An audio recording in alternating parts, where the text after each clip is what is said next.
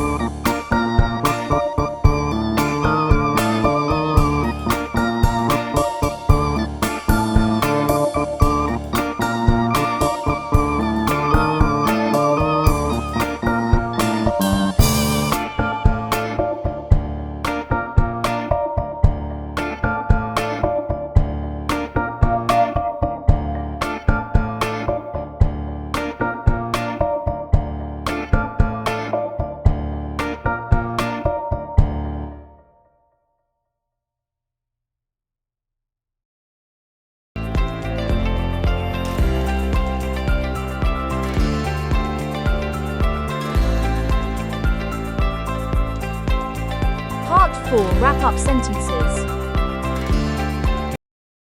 Let's finish your day 1 shadowing with some natural wrap-up lines. That's a bit about me. I'm looking forward to learning more English each day. I'm really excited to start this 100-day challenge. Thanks so much for listening. Now, please repeat it one more time.